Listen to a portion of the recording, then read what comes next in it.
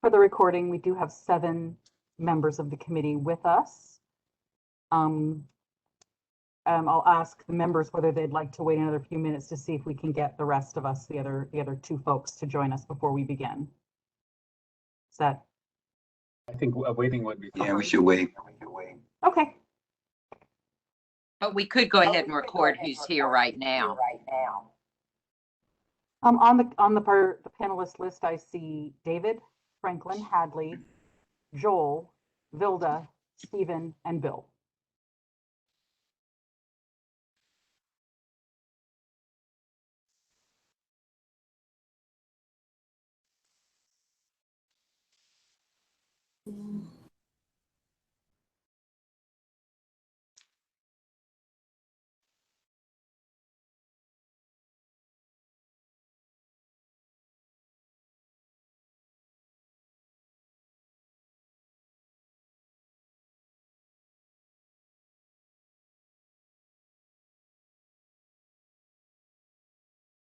I see that Peter has joined us as well. I have. I'm sorry, I'm a little late. No, not at all. I think now we're just maybe awaiting Phil or Stacy, but I imagine Phil.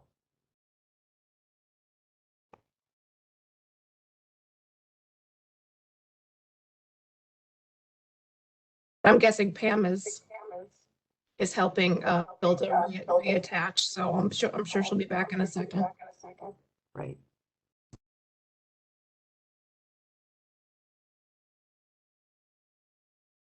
Someone is reverberating. Mm-hmm. I think someone has 2 devices, microphones on.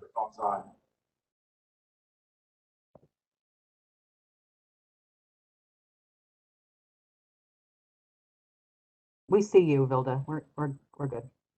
Oh, is she back? That room doesn't have camera yet. Sorry.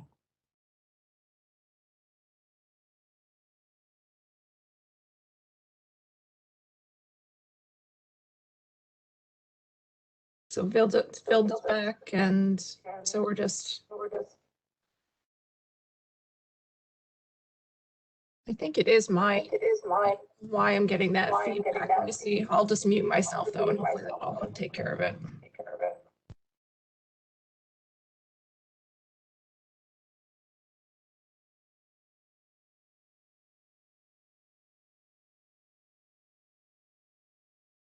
I think we all ought to chip in and give Kristen a set of earpods.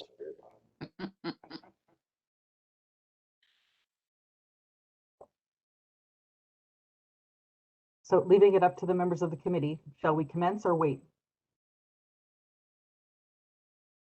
Do we have a sense of where Phil is signing in from? I do not.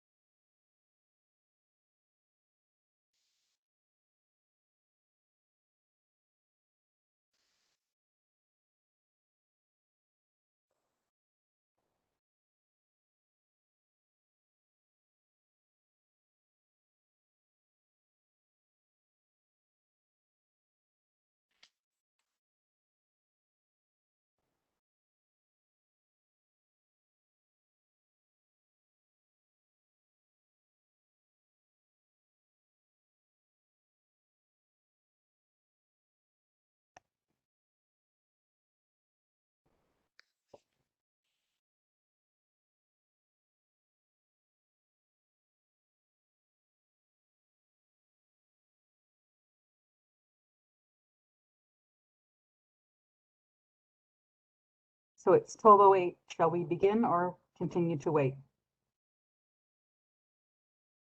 Let's begin. I agree. So again, we have on the panelist list, we have members David, Franklin, Hadley, Joel, Vilda, Peter, Stephen, and Bill present currently, expecting and hopefully we'll be getting Phil shortly. Welcome. The first item on the agenda is to look at the minutes that were revised from the September 21st, 2021 meeting. I'm back. This is Phil. Hi, Phil. Perfect. Now we have Phil as well, and that is everyone. I was just mentioning that the first item on the agenda is to look at the September 21, 2021 minutes, which were revised, and ask if there is a motion to approve these minutes.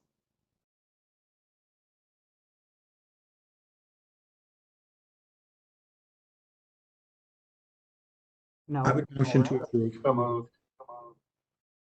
Pardon? Said so moved. Okay, David has moved. Do we have a second?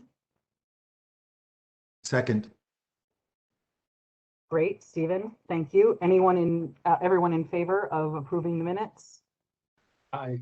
Anyone Aye. not in favor? How's that? Anyone not in favor? Okay. Approved. The second thing is to look at the minutes of the October 19th, 2021 meeting, which were circulated in October after that meeting, and ask if there is a motion to approve those minutes. I'll move. Great. Do we have a second? This is Hadley. I'll second. Thank you, Hadley. Anyone not in favor of approval of these minutes? Okay, hearing no objection, those minutes are approved. Well, the next thing on the agenda is the big one. It's the discussion of our draft annual report. So the version that we're discussing today was circulated on the 17th of November, and that's what was posted as well to for people joining us to view this meeting. That's the version circulated as well.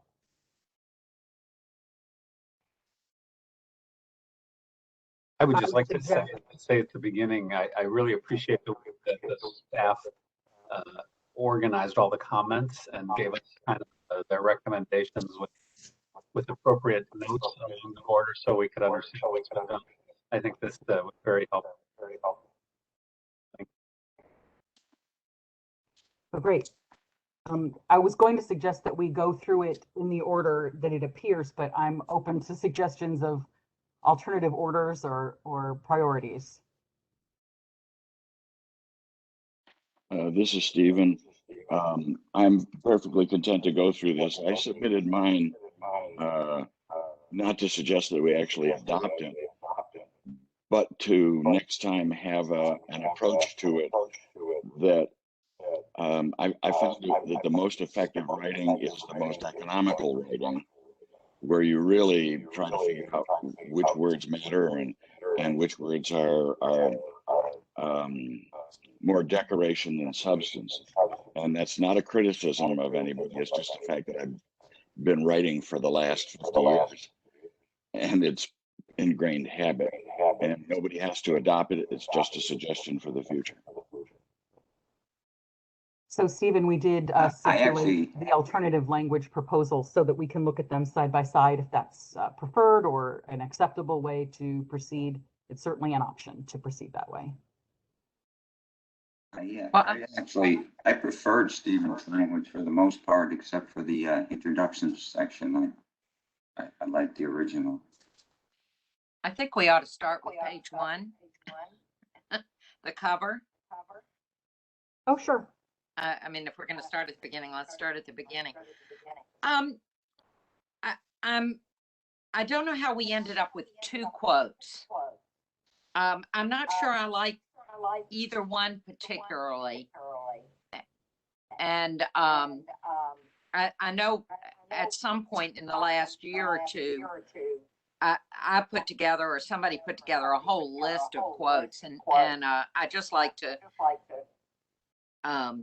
I like the public business is the public's business. People have the right to know better than the nothing could be more axiomatic one. But why don't we see what other options there are for that? And we've never done two quotes, so I just wasn't sure why we had two. So that you had a choice, Franklin. I went through a list of quotes that weren't Judge Brandeis's quote, and the pickings were what they were, and these appeared to be consistent with expressions that we'd heard in committee meetings. So I gave them to you as an option for you to think about or to provoke further thought about other quotes. And Franklin, looks like you indeed have thought about other ones and would like to suggest others. I can't do it as I sit here right now, but I know we had a list. I think it was this time last year, but maybe since years are a blur these days, it might have been the previous year.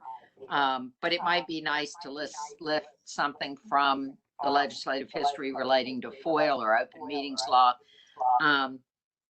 So I just raised that. Let's leave that as an open question, and I definitely think we should have only one. Do we need to have a quote? Nope. Okay. It's not a requirement. Yeah, it's not a requirement. We've always had one, and it Okay. sort of sets the tone up front. But we have used the sunshine is the best disinfectant a disproportionate number of times. Well, But it that does would be remind us appropriate to all include of it. the thrust of our organization. I like disinfectant for COVID. Anyway, just wanted, I guess we don't, hopefully we'll get hung up on a quote. If we can agree on one, I guess it's good to know we don't need to have one if that's the only remaining piece, but just wanted to ask. Just say for the record, I either. Thank you, David. I tried.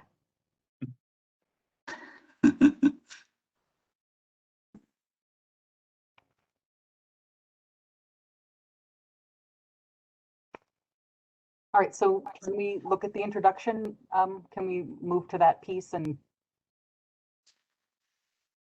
get moving through the text? I like the revised introduction, and let's move on. So, Bill, you had mentioned that you were in favor of this piece over the alternative in this one regard. So we're sort of agreed on the introduction piece, that Roman 1. Yeah, I like what's in the last draft rather than Stevens for the introduction, but the rest of the Stevens submittal I thought was excellent. Okay, terrific. I just want to make sure we were okay with Roman 1. We can move to Roman 2, where we have sort of the two different versions to take a look at and talk about, including the comments that are marginal that we've had people raise.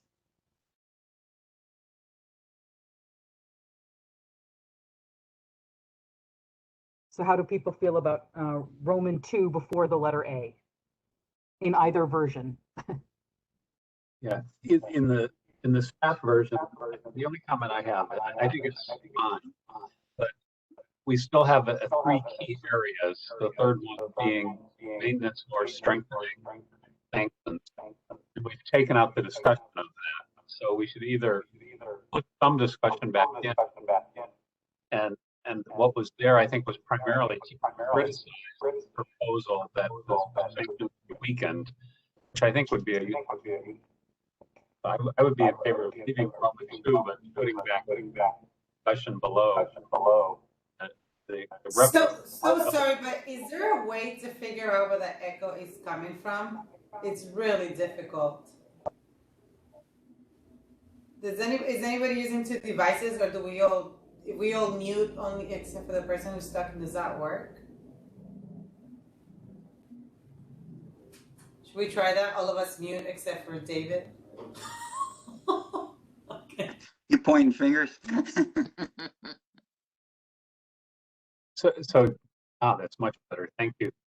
So what I was just saying is we say in the first paragraph that there's three things we're commenting on, and then we've taken out the point about sanctions.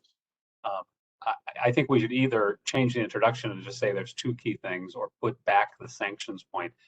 I personally thought it was worth putting in the sanctions point just to make clear there is a law, a proposal, a bill to weaken the strength of the sanctions after we spent years trying to get them strengthened. It's only been 5 or 6 years, I think, since the law was changed to strengthening them. And I think it would be useful to say that would be a step in the wrong direction, which was in the earlier draft, but it's not in this one. And just to clarify, I think the only current sanction is the possibility of attorney's fees, which is very, very, very rarely imposed.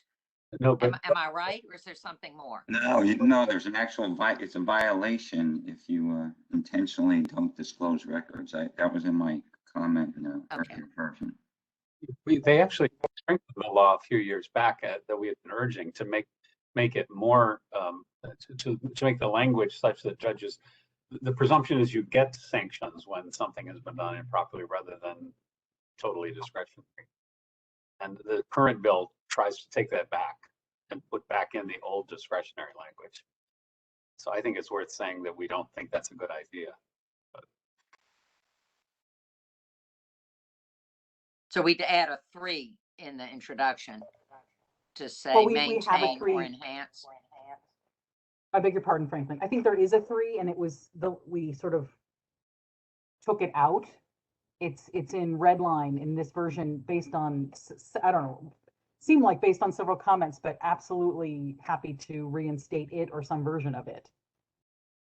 I think several people were opposed to saying we want the sanctions increased, and I'm fine of expanding, but I should leave in the discussion of that proposal to weaken them and say that this is a bad idea.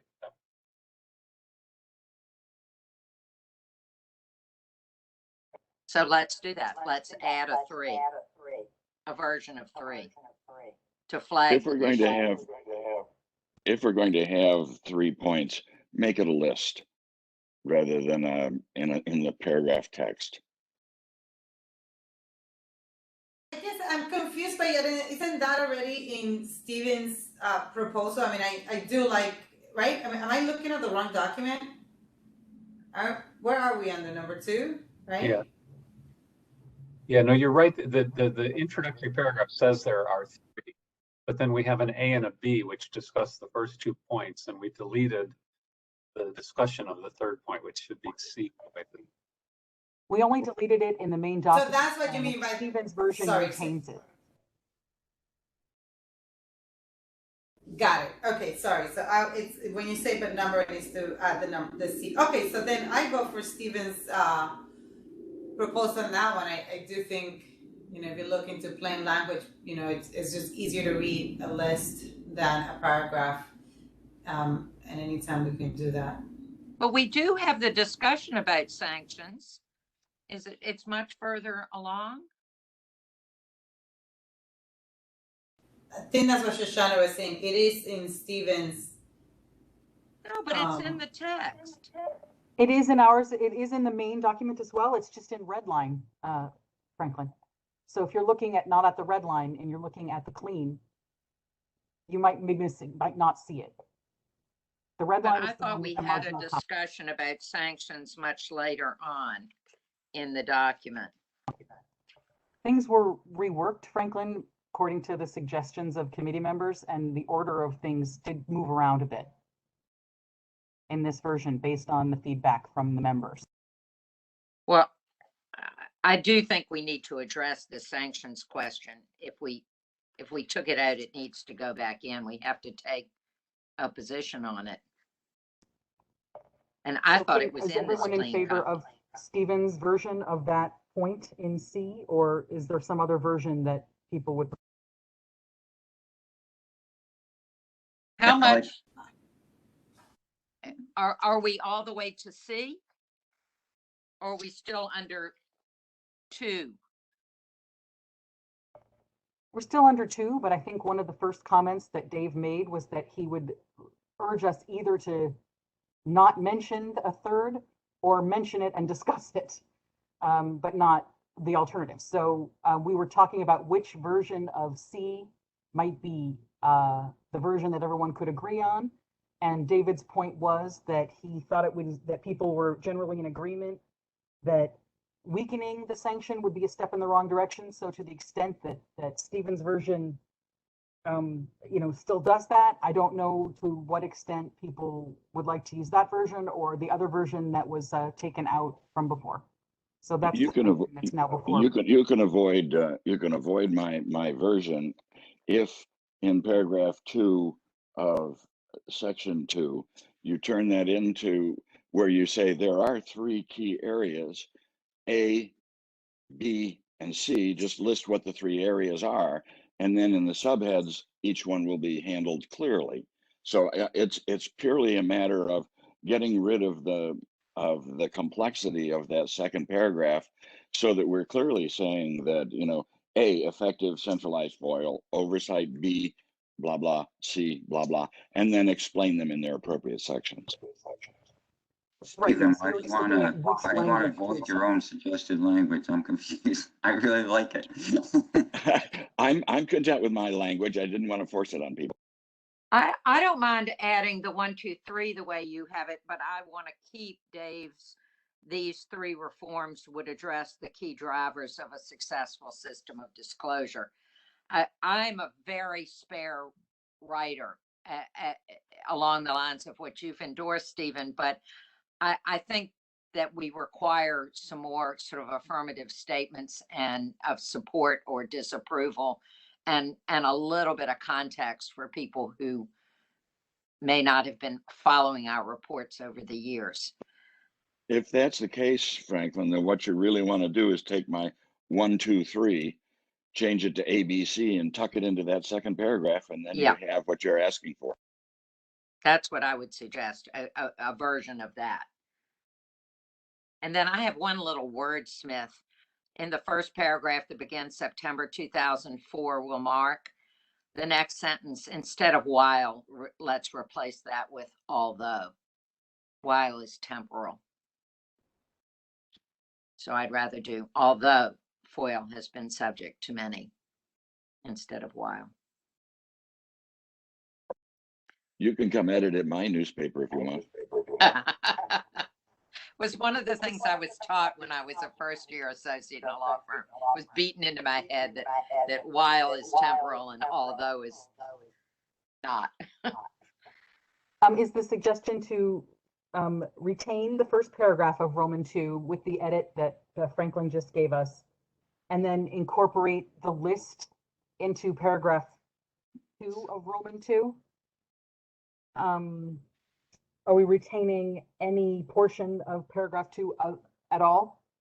The rest, everything else. I beg your pardon? We're just adding a version of Stephen's 1, 2, 3, and we're leaving everything else in the package. These 3 reforms so you'd would like to have address. Yeah, in other words, after the colon in the first sentence, you itemize a list in text. And if we just replace the section with a list starting with A, B, and C instead of 1, 2, 3, then it matches the sections later on. Sure. Okay.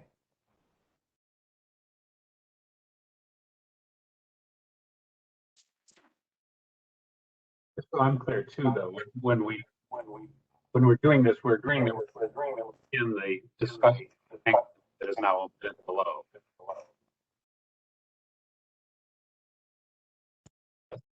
Your number 3 is the sanctions point, and in the current draft we have A, which is the oversight, B, which is below the long discussion. B is using technology, and then there is no B. We'll make it match, David. We'll absolutely make it match. Is the order in which people want it the order in which they are listed in Stephen's 1, 2, 3, or should we reorder that to anyone else's? 1, 2, 3 is good. ABC now. Fine.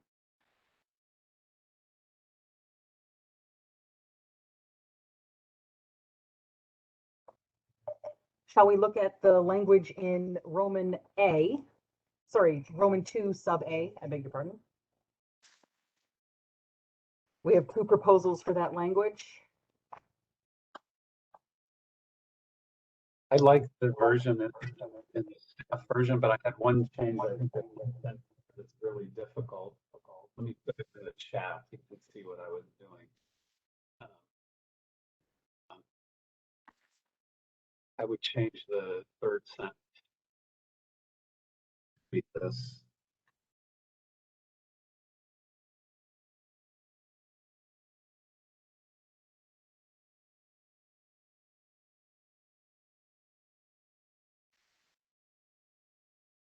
Oops, I missed the first R.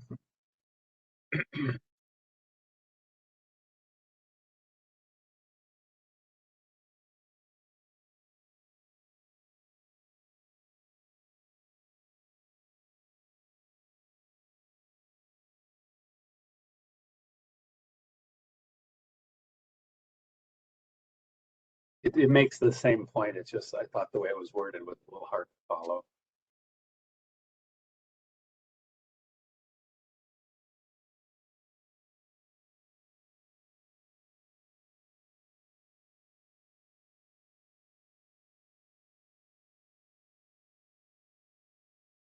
I can't hear Franklin, and she can't apparently can't set it to work. I just didn't hear what you said about A. He's proposed alternative language in the chat for one sentence. See if I know how to do that.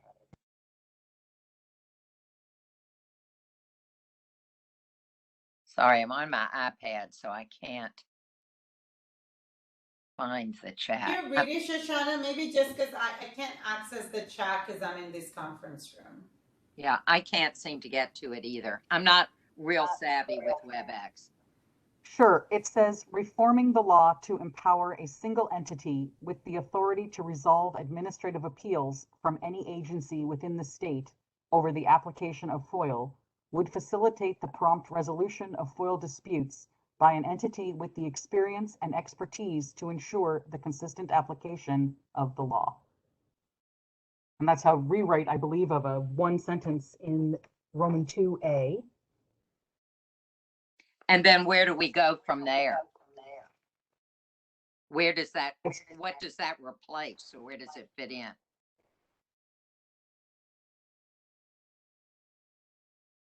We can't hear you, Dave. I think it's the fourth sentence of A that starts reforming. Yeah, it just cleans up the fourth sentence. Makes the same point, but it sounded hard to follow the way it was structured. And then you could start the next sentence. The next sentence just begins the way it begins. Gotcha. I think.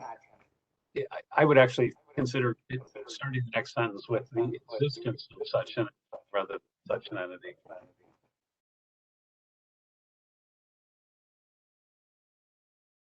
So have we discussed this concept prior to this?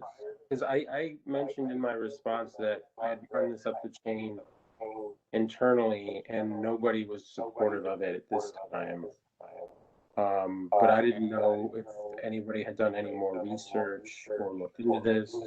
I don't know if the committee as a whole thinks this is still a good idea to recommend, or if I'm the only one that has. And let me ask a question too. My understanding is we're not necessarily recommending that we be that entity, just that there be an entity, right? I'm in favor of there being Right. that we propose that there be an oversight entity, Right. not necessarily us. Yeah. Yeah. Understood. Agreed. Yeah. And so I don't know if anybody Joel, has a response to my comments, but I think we remain opposed to this as a recommendation to create an entity. I don't know if anybody else has any thoughts, that doesn't really make sense to me.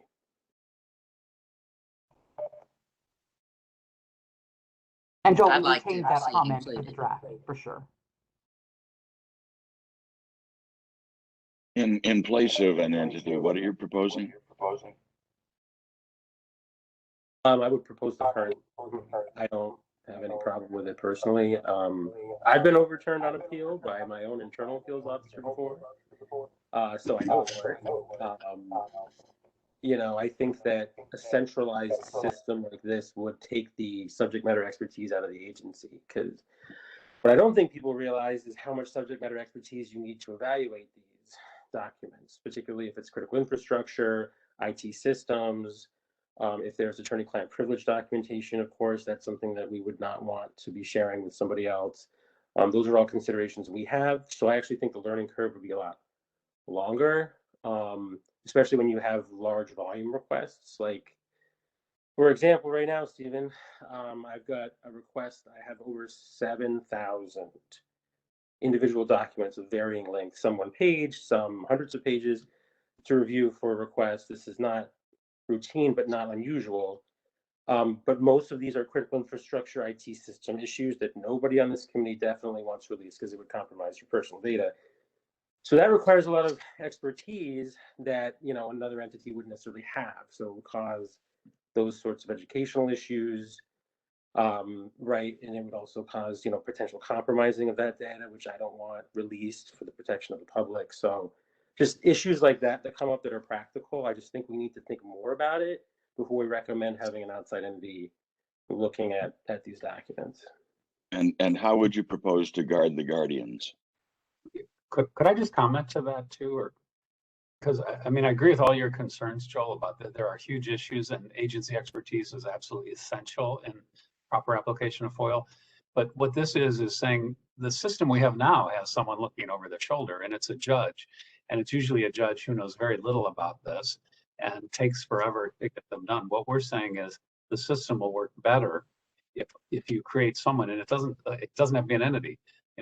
Like they do in some states, there's just an office in the Attorney General's office that if FOIL appeals after an agency has used its expertise, go to that person or that group within somewhere in government who are going to develop the expertise so that FOIL gets applied uniformly and consistently and can make those judgments quicker, and also will likely reduce the number of cases that actually have to be litigated, because people will understand how the process worked and where they are, and you have kind of a neutral arbiter working between the two parties, the agency saying we have to keep it secret, and some business or reporter saying we not.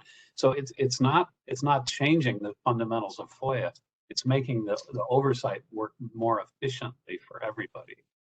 That's. I understand the purpose of it. It sounds, just being embedded in state government, it sounds a little bit like rainbows and sunshine to me, but it's also subject to interference. So I think that you should be aware that to the extent that these proposals are, or they're meant to address particularities, maybe more recent particularities, I would, just keep in mind.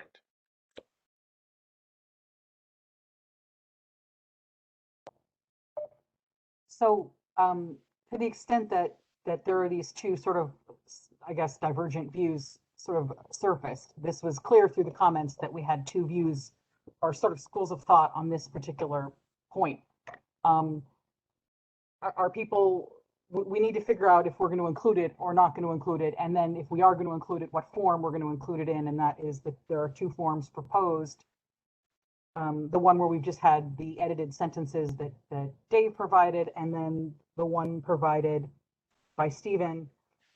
So I guess right now we should probably ask the members to decide whether we're going to include this as a proposal.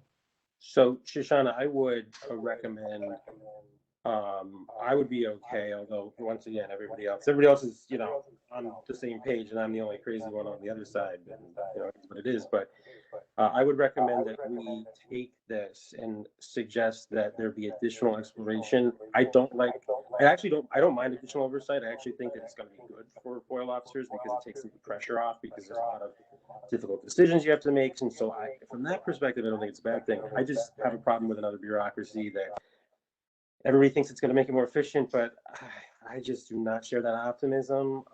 So I'd be in favor of something that's along the lines of exploring additional ideas, which I think we should do. But I don't think that a centralized agency I just don't think it's going to work. But so if I don't want to water it down necessarily, but I'd be in favor of something a bit more general maybe spending the next year, and I'd like to ask maybe for a vote or whatever of the committee to ask the staff to explore what other states do and what those implications would be for New York, given that everything here is done a little differently than many parts of the country, but that's just my sort of suggestion. I don't think we necessarily have to take a position for one or the other.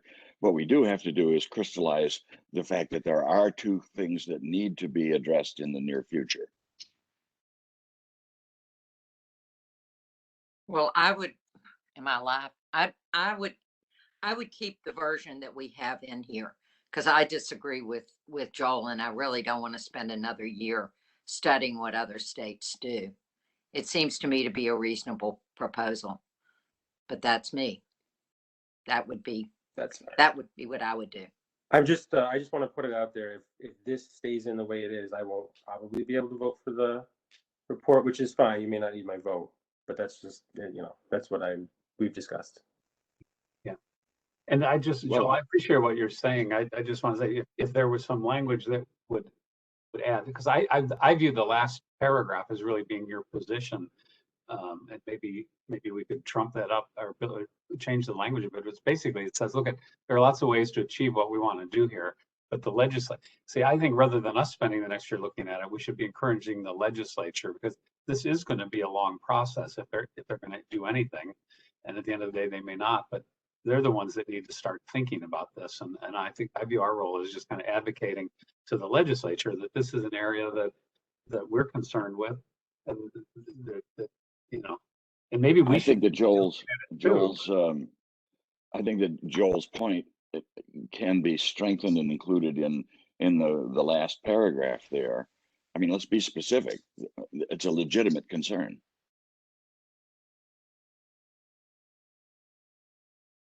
I agree. Let me try to circulate something by early next week, maybe that I can work with. But like I said, I'm not necessarily in favor of removing the whole thing, because I actually do agree that oversight is, like I said, it takes pressure off of people like me, and it can help. So I think that maybe I can come up with something that would be a little bit of a compromise, but still not water it down too much, because I don't want to water it down. Thank you. Shall we move to B, which in this draft is the use of technology for proactive disclosure? I'd like to make two comments here. One is I'd like to see us call for the legislature, the governor, whoever, the budget office, to actually put money into technology designed to create more open government, because it seems to me this is an appropriate time to do that, and to call for that expenditure of money. We say in here that the cost is minimal, but we don't actually make an affirmative statement that now is the time for New York State government to pony up for requiring improved technology to accommodate it.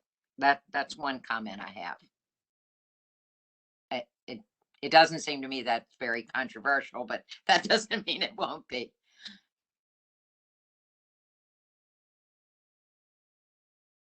So I'll move to my second point.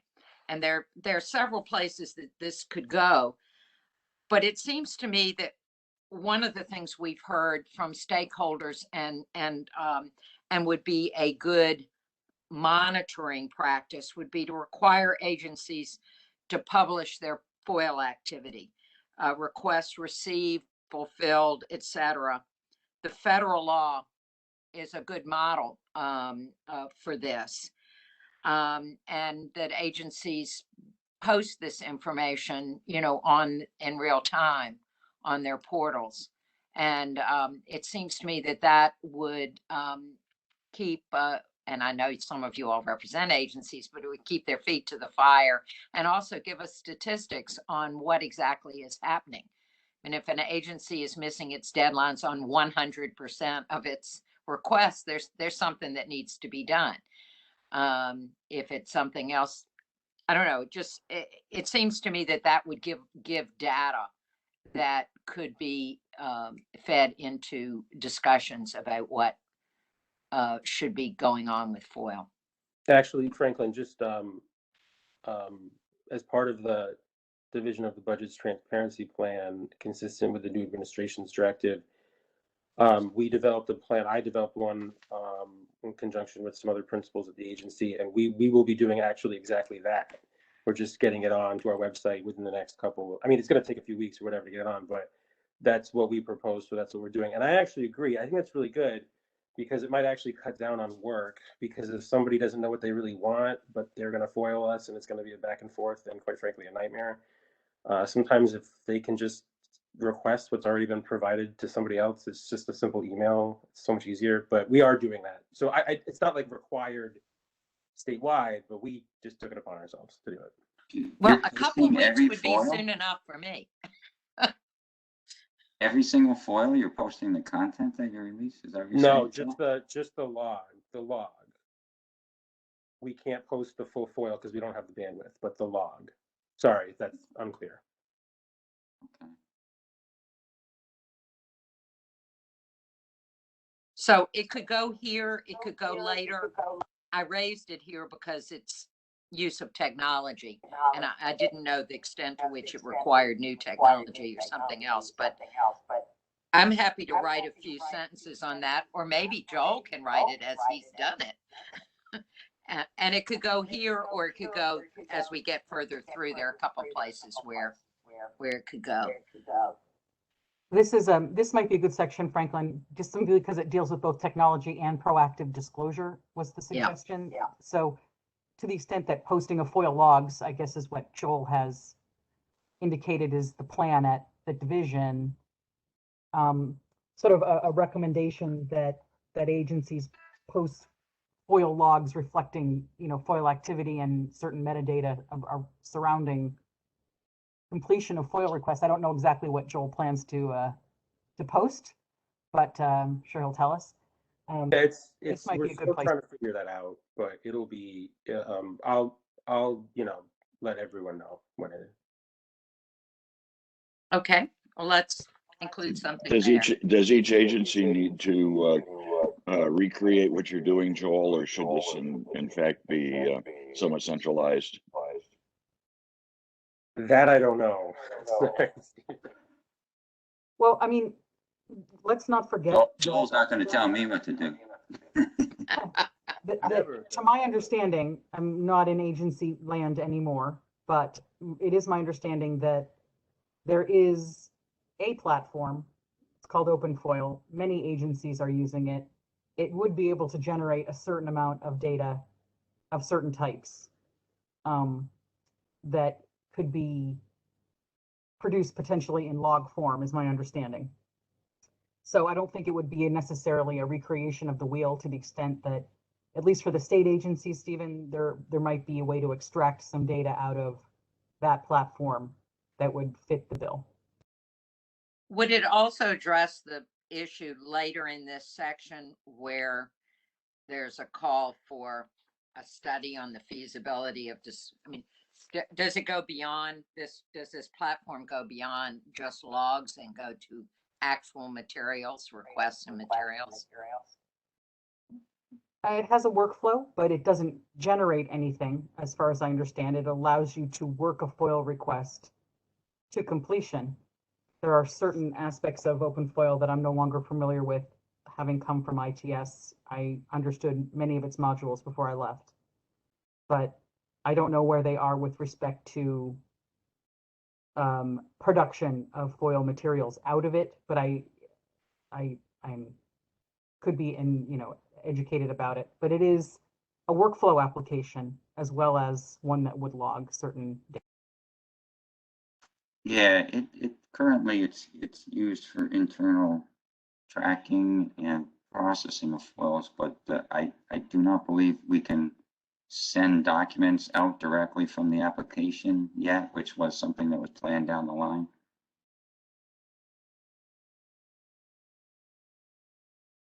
I raise it because I perhaps alone seem to be concerned about our second best solution, which was to study, was for not only there be a study, but have the committee study the feasibility of proactive disclosure.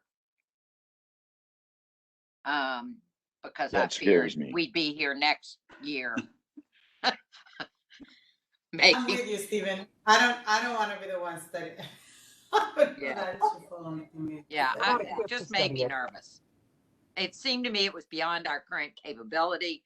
What would the time be? What would the cost be of studying this? It just seems to me there had to be a better way. Should we leave out the second best solution? Yes.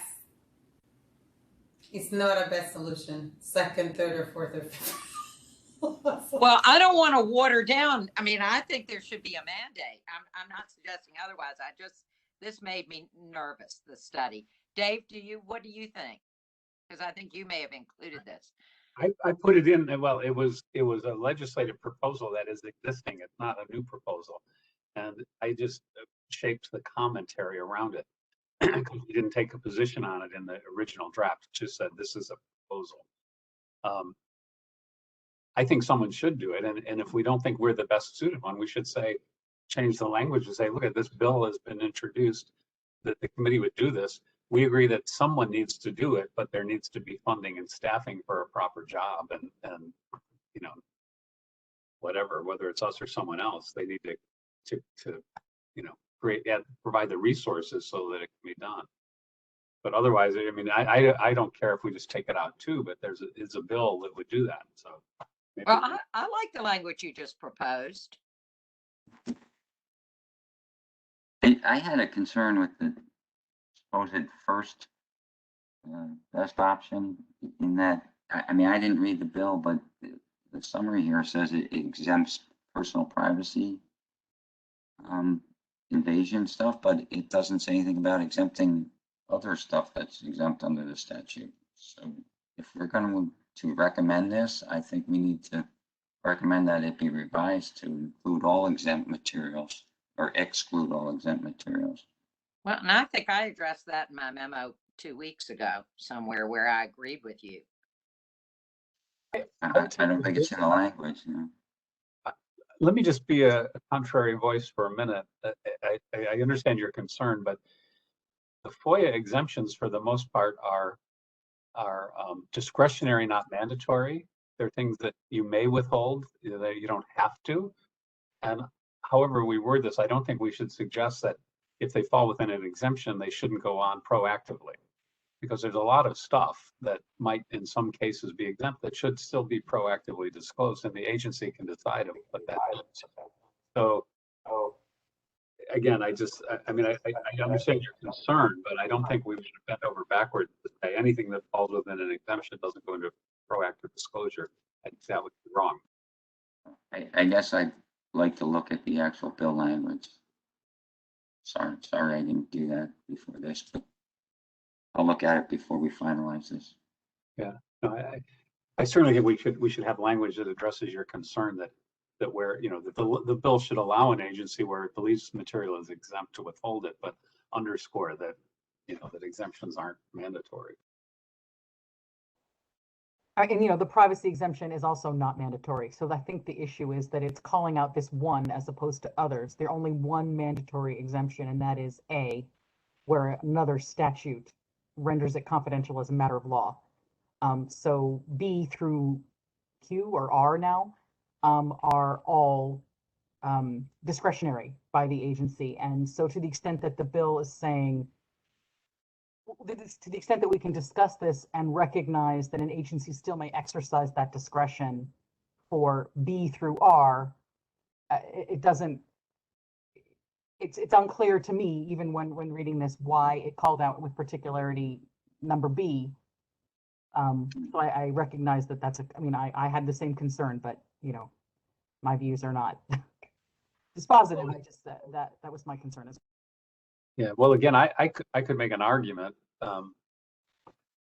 why privacy should be treated differently in that it is a right or a concern of someone other than the agency, whereas almost all of the other exemptions deal with protecting state information or state material, internal discussions and What about trade secrets? But I was going to get to that.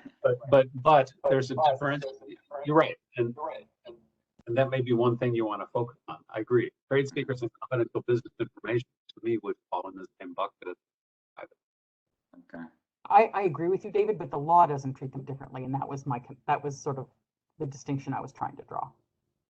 Right, and I guess all I'm saying is it may make sense to make that distinction in an amendment that's putting proactive disclosure obligations on an agency. That somehow there should be special care paid when you put information online that affects individual or non-governmental rights. They need to think about it in a different way or more carefully. That's all.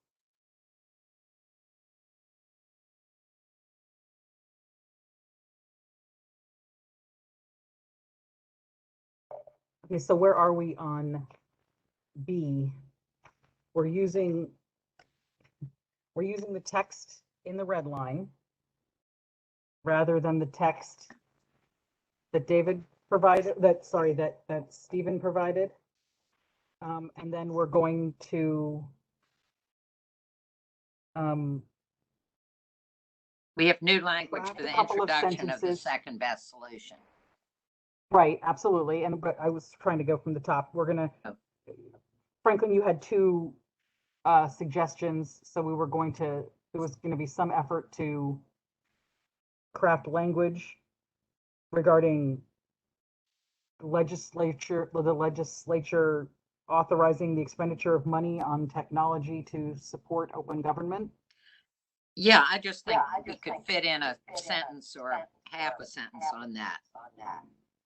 She's not asking you to do it, Joel. She wants the legislature. Joel, don't you have a problem with that? I mean, and then to suggest. I'm suggesting that your agencies be given more money. That would be a plus, right? I'm not sorry. And then a suggestion that that we're recommending that that it might be a good idea for agencies to post FOIL information regarding FOIL Activity. And we're going to cite Joel as the poster boy. So these were two ideas that we wanted to potentially work into number B. And then we were going to alter the language for the second best solution to suggest that someone needs to do it, but it requires funding and staffing, and someone should consider how this kind of study could be undertaken and how to fund it and how to staff it. And with respect to the substantial interest to the public on the exemption on the personal privacy, we would include some kind of a discussion regarding agency discretion and potentially include a distinction for items like trade secrets or personal privacy that are fundamental to third parties versus maybe some of the rest of the exemptions, which are more fundamental to agency data. So does anyone want to volunteer to do any of this? With anyone with a personal strong viewpoint on any of these things care to put language together? Okay, we can give it a whirl, but again, time is running short, and so to the extent that we don't capture what you want, I would encourage you all to give me what you would like to see in here so that we can ensure that it is in here and reflective of what you'd like to see. Okay, so should we move on to number C? Shoshana, I'll get you language on A too, like I promised. Okay, Joel. And could I just ask about the last paragraph? I'm just thinking about Franklin's comment about money. And this is, pardon my ignorance, but does the legislature ever allocate resources for local governments to carry out mandates? Because No, it goes the other way. They I think can. the last paragraph, the thought in that was that there are technologies available that are pretty cheap that can let you kind of instantaneously set up an online access to do these FOIL requests and to process them and track them. That at the local level would make things work much smoother. And I just wonder, I mean, we have the language there. I think it's important to keep that in, but I wonder if this is also a spot where we should suggest that maybe their resources should be considered.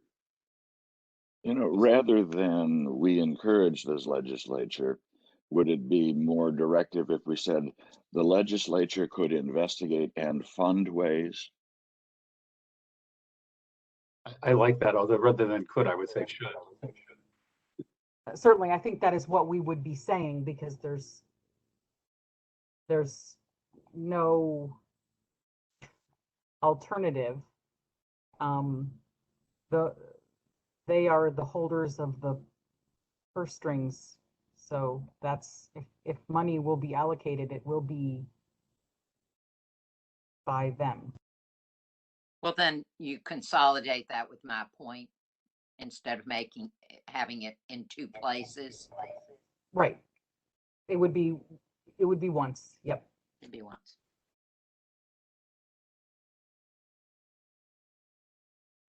Maybe I'm missing the point, but the local governments have their own budgets and their own tax base, right? And all I'm saying, I liked Steve's suggestion in the third paragraph to just change the start to say the legislature should encourage and fund, or should investigate ways to, should investigate and fund ways to expedite, blah, blah, blah, blah, blah.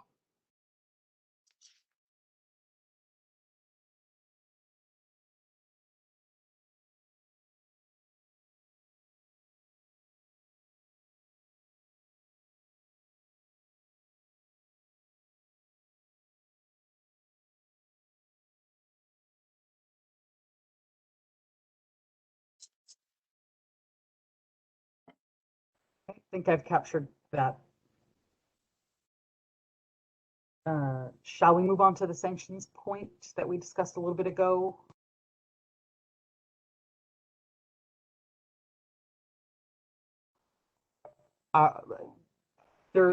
Is there thought to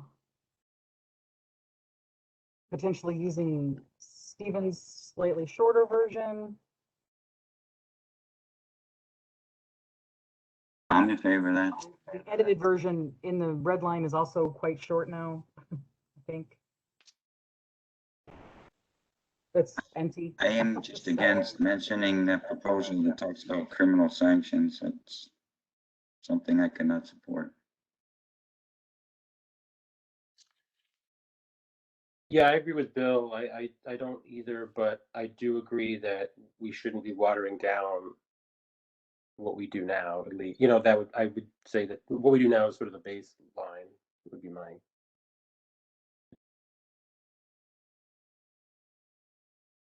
Okay, so did people look? Maybe I'm not getting this.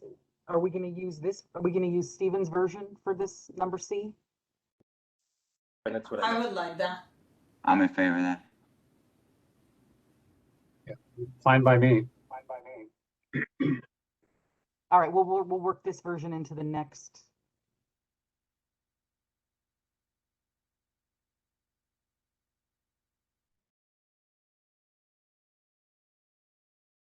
And Dave, you suggested moving this, but I've lost where point 1 section D. No, this should be right where it is because it matches the introductory paragraph. Okay. That's what I thought, but the comment was still out there and I was confused. You're on the next section. We're still back on something that was deleted above that, Franklin, which is Gotcha.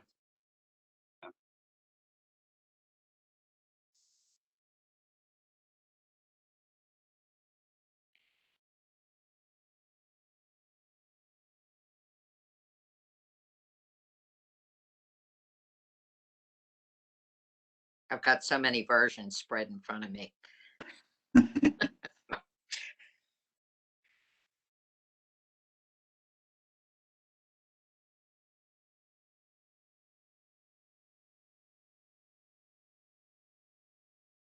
Are you set with that, Shoshana? Are you?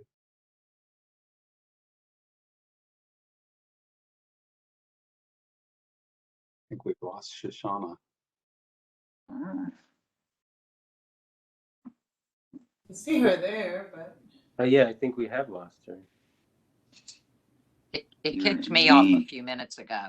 Share name only. We could probably just. Well, I just want, maybe I'll take this opportunity to just say a few words. she's there. She's back. She's waiting. See, technology. You sure about this thing? Proof positive we shouldn't have meetings by Zoom.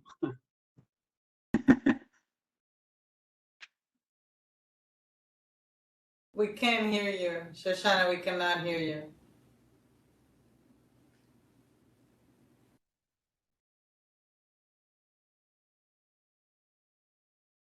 Maybe we could do some charades or something. Does she think we're hearing? We can't hear you. She knows.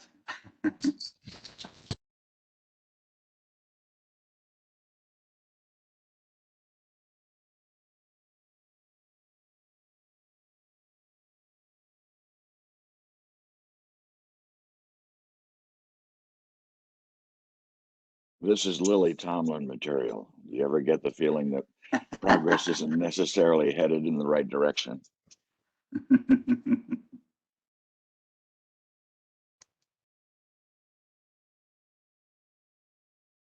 Does everyone see Shoshana's chat about moving on to D? The other specific reforms, FOIL reform proposal. So I wanted to say something real quick about this, and it's not in this proposal. Maybe we won't need to talk about it this year. But one thing that I think we should maybe think about for next year is reforms to the trade secret exemption process in the statute. And I say that from specific experience. And, you know, sometimes a FOIL that you think, or that I think could take like 30 to 60 days maybe to get done, will end up taking 4 or 5 times longer because the entity through which you have to do the whole trade secret dance is holding things up. So I just wanted to highlight that as something maybe to think about for next time. I don't think it's worth putting in now. It's too late in the game for that. But just to keep on everybody's radar, that one way to get these, especially contracts and those kinds of things, out faster from the agency perspective would be to reform that process. Yeah, we had a proposal for years that limited how long it would be in place, but then they could renew it. Is that what you mean, something like that? I haven't, quite frankly, we've actually batted around in my office, and I'm still trying to think of the best way to get it done or how to limit what they can claim trade secret on, because, you know, I don't know if you've had this issue, Bill, but we've had people come back and say everything that you sent us is a trade secret. And I know. You can take up all kinds of time. Right. Like, no, it isn't. Like, the word "the" is not a trade secret, so stop. Yeah. But like they say that, and so then I just sort of sigh, and I know, oh, the next 6 months of my life is going to be this, right? So I think that we just going to think of a way to reform it or brainstorm or see what other states have done. But like I said, I don't want to take up too much time. It's just sort of on the radar for next year. I think that's a great idea, and you know, if we're going to meet in the spring, we should do that. I would add one other thing I think we ought to start thinking about, which is a longer term, which is algorithmic transparency, which is a huge issue. Agencies regularly now buy machine learning and AI techniques to make decisions without any adequate assessment or knowledge of the bias that may be in them. And our current FOIA laws are just not up to the task of letting the public know if they're working properly.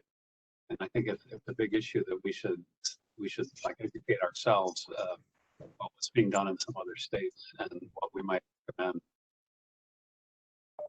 My clinic is actually doing a white paper for Connecticut on problems with algorithms, which I'll be happy to share when it's on.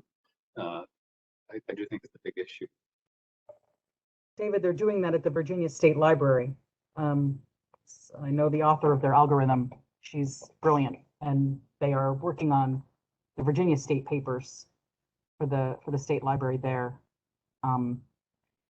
It's a big, obviously big multi-year project to get that algorithm working exactly the way they need it to work, to respect whatever they need it to respect. But you may know the author, but we can talk offline about if you want to talk to her for your white paper.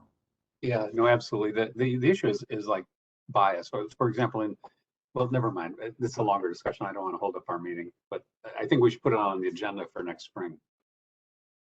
Not that I'm prescient or anything, but back in 1990, I did a paper that said whoever controls the algorithms controls the world. And now we have Facebook. So I had to log off and log back on. Am I not? Now we can hear you, but can't see you. Great. Okay. I'll fix that. All right. So I had to log back off and back on just to get my microphone working again, I guess. But did I miss the part where we talked about D1, the legislature? Or did we were talking about goals? Okay, perfect. All right. Just want to make sure I didn't miss. I have a specific comment where it says, as previously discussed, should we insert in prior committee reports? Because I don't think there was a prior reference in this report, right? You're right.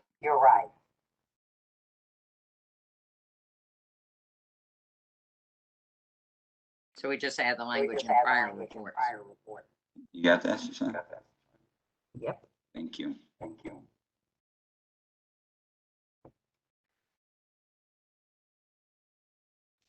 Okay. How about number 2? What do we propose?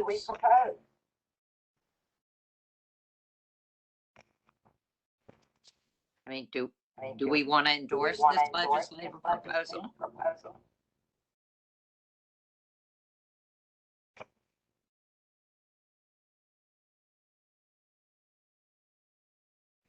There is a section that I think David added at the end of the discussion of these bills about tinkering that says we haven't had much benefit from tinkering. So I guess that means that we don't support. Yeah, Franklin, I viewed the last paragraph. Some people turn off if they're not talking. I can't hear myself. I can hear you. Okay. No, I was getting the echo is what I meant. I was like, and the third paragraph, the final paragraph basically says, recites these bills and says, well, we agree that it takes too long. We don't think the way to solve it is really just adjusting the dates and the deadlines in the statute, because there's so many variations among agencies and such a need for some flexibility, and that our proposal about developing an oversight authority really is a better way to address the problem of delay rather than trying to impose a one-size-fits-all mandate. That to me, that was our position. Everyone think about the reference I made to the federal law, where they have they have 4 specific reasons you can extend. I would propose that maybe you require that there be a certification as to the reason. I don't know. It's just a thought. I thought that was actually a pretty good idea.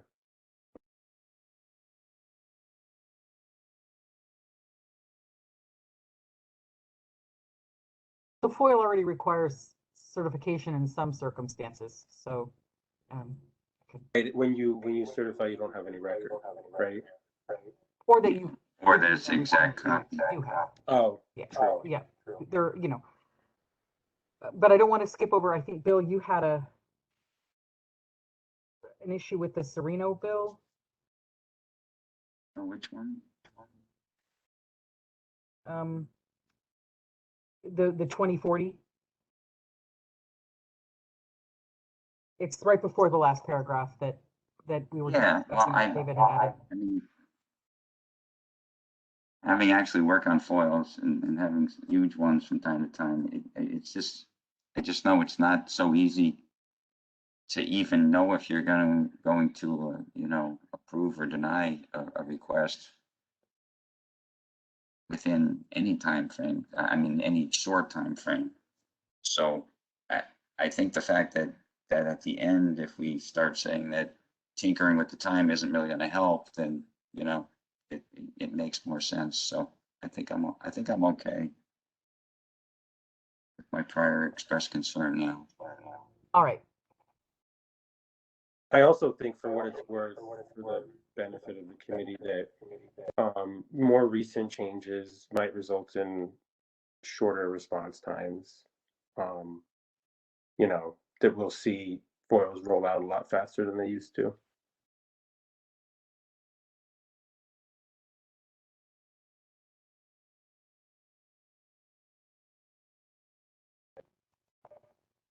All right, number 3 was expanding entities that are subject to both the FOIL and the open meetings law.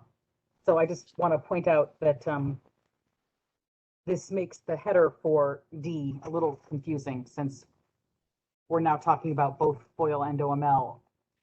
And the heading was other specific FOIL reform proposals. So maybe we could say open government law proposals, or we can move this somewhere else, because we do then sort of talk about, you know, the open meetings law. We talk about other things that are relevant to both later, like JCOPE. So I guess we could just amend that number D to other specific open government law reform proposal. Sounds good.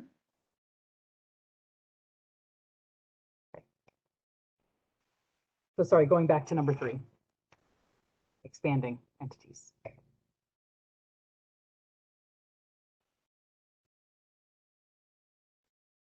David, you had a marginal comment. Did we support this, and suggested that we discuss the SCUFUS and Pollen bill that would expand the types of entities that are subject to the open meetings law, expanding this definition of public body. Yeah, no, I just thought we shouldn't just list the bill without taking a position on it. You know, if we're going to include it in the report, we should comment on it, I think.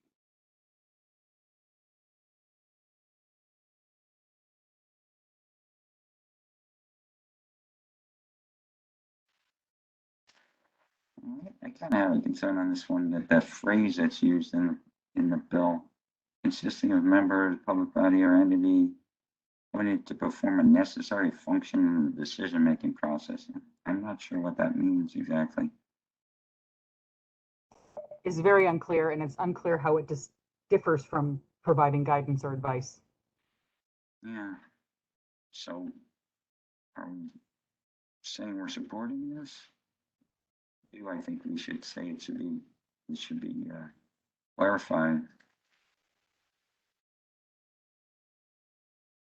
Support the concept in some way without specifically endorsing this bill. Mm-hmm. Isn't Okay. So what would be the concept, Franklin? Well, the concept is, as we say higher up, we continue to support expanding the definition of agency. I guess what Dave is calling for is, how do we feel about this bill?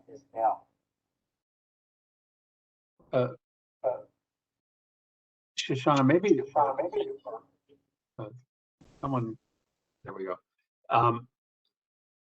What I really think the position that would make sense to me is to say that the first paragraph talks about an expansion of FOIA to reach these kind of separately created bodies that are really doing government functions and shouldn't skirt FOIL, and that same concept should apply to the open meetings law, those types of bodies. And that the problem with this bill is it doesn't define those the same way. Maybe we just need to capture that. That say that this bill is there. We find this confusing and unclear, but that we would support an extension of the open meetings laws to the same sorts of entities that are targeted in 1667, something like that. The language is vague, arbitrary, and subject to ex post facto interpretation. You know, we could say that, or you just recognize that the language the language regarding FOIL expansion talks about affiliates and things that are much more difficult to apply to public bodies, like a library board or something.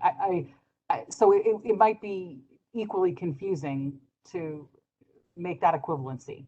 But if the concept is that the committee supports expanding to the extent practicable the definition of public body, such that those entities would be subject to the requirements of the open meetings law, I mean, is that the underlying, the gravamen of what you're saying, David? I guess, but although hearing you say that, I guess what the question I have is, are we aware of abuses or concerns? Like, do we know what motivated this bill? Like, what was the loophole or the problem that the senators thought they were addressing? I'm not sure why. I don't know the specific concern that they were addressing, but I do know that the types of complaints that people who are attending open meetings and wish to attend them sometimes convey to us, answering the phone and email, is that many times bodies that are merely advisory in nature seem to be performing very significant tasks and then rendering advice which boards or public bodies can take or leave. And so unless they are a subcommittee of that body and are expressly included in the definition of public body under the open meetings law, those bodies are not subject to the requirements of the open meetings law. So this could be an attempt to address that concern, where you have sort of high level information being passed to a public body for deliberation, but the process of coming up with that high level information or advice is not open to the public. The challenge, of course, is that it's pretty clear over the years that the mere giving of advice without the rendering of decisions, where your advice or your information is subject to the deliberations of a public body, is outside of the rubric. So I guess the question is, should it be, or I'm not sure that we're ready to answer that question today or should put it in the report, but that is, I think, the concern potentially. That's my extrapolation from this piece of this bill, which again, I found very difficult to understand the intentions of, because the language is so difficult to pin down. What if we drop that paragraph and change the heading to just subject to FOIL?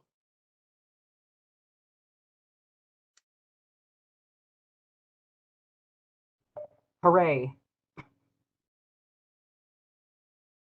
Solves the issue from my perspective, but my perspective is not the one that matters. So what do you all think? Do you think there's like what would be the meaningful comment we could make? My problem is that I don't really know what the problem is we're trying to address. I mean, I understand what you're saying, but I don't know. Is there a way to define that? It's just to say what the issue is? In the past, I don't think it's addressed by this bill, but in the past, there's been issues with closely affiliated not-for-profits that are often associated with, like, for example, with SUNY. That has generally been a big issue the courts have sort of split on these issues as to whether these public bodies that are foundations. There's SUNY foundations, I think, is, often how they're referred to. It's, the SUNY Buffalo Foundation, the SUNY New Paltz Foundation, whatever it is. And they're not-for-profit entities that are closely affiliated, that really their sole purpose of existence is to provide support to that SUNY. But because they're a not-for-profit, the courts have sort of split in determining whether they are subject to the open meetings law. And I don't know that this particular bill addresses it, but there have been bills in the past that have addressed that issue. Maybe, Kristen, I think that's a great thought. Maybe what we should do is here, adopt Bill's language at the end, saying we have serious concerns because the language is vague, ambiguous, and subject to whatever he said, ex post facto interpretation. But however, we recognize that there is a need to rethink the boundaries of the open meetings law to reach certain types of bodies, and go back and see if we, from a prior report, if we had a more clear statement of what we were, what we thought was a logical extension, and pull that in here.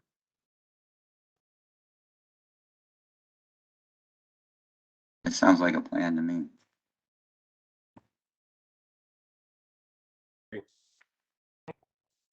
All right.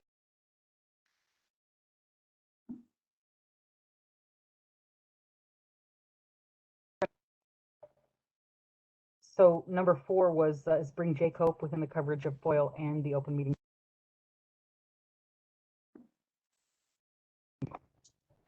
We have recommended this before. Looks good to me, I think. Right, number 5, technical amendments to FOIL and A, victim identification. Much of this remaining section here through D is our recommendations that we have had in the past that are still not having been taken up and potentially we'd want to keep in.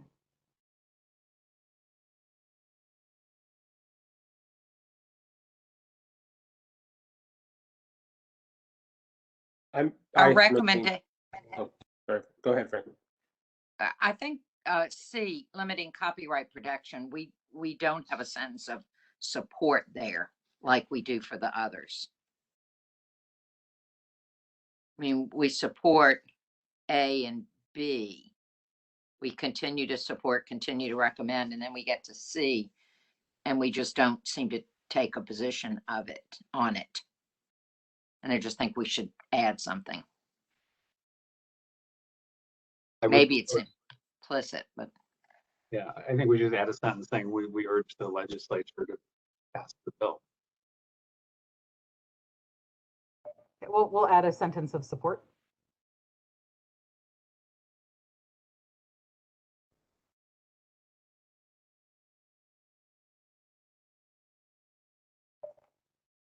Leverage technology to amend the open meetings law and enhance public engagement with public bodies.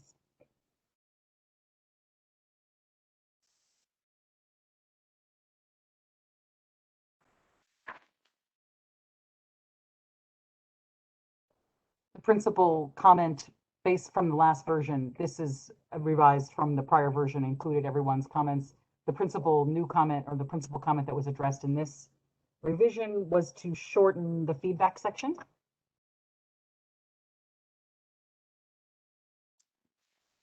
Yes, you guys did a great job at that. Thank you.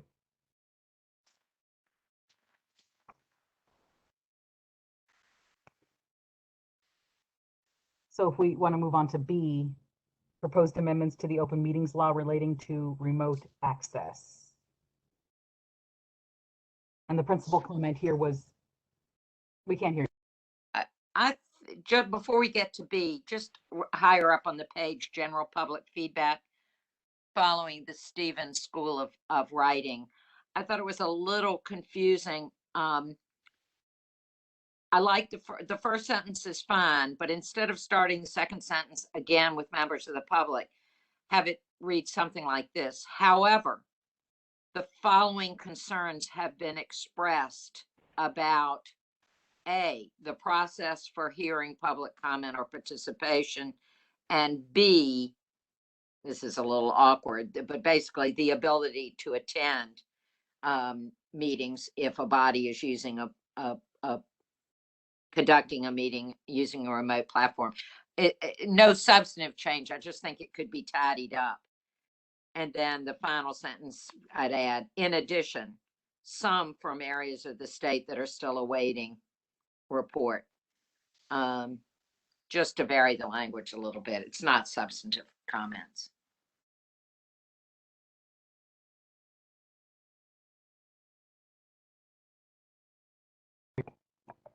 Okay.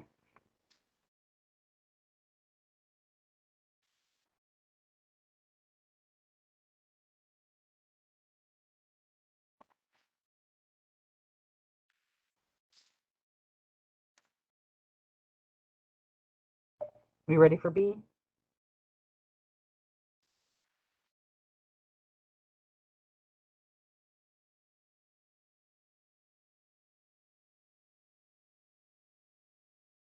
I think the margin comment actually reflects what I thought, to choose one proposal and only include that one proposal in the report. I think what I was suggesting for all this was, what do we think the law should be? And then come back and comment, well, proposal A does most of what we think should happen, but XYZ, or none of the proposals. So I don't think, I didn't, and maybe we totally agree with one of the proposals, but I just didn't like the way it was framed, where we just recite all the proposals. Yeah, I think it's too much.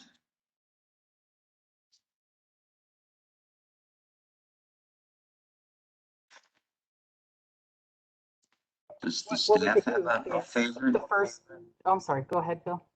I was wondering if the staff had a favorite. You guys have discussed this. I mean, I looked through them. I think I liked numbers 1, 4, and 5. 2 and 3 I wasn't so crazy about, but I was wondering if you felt anything, any one of them is more comprehensive and acceptable than the others. Well, I think they all have their issues. That's a personal view, which is not relevant.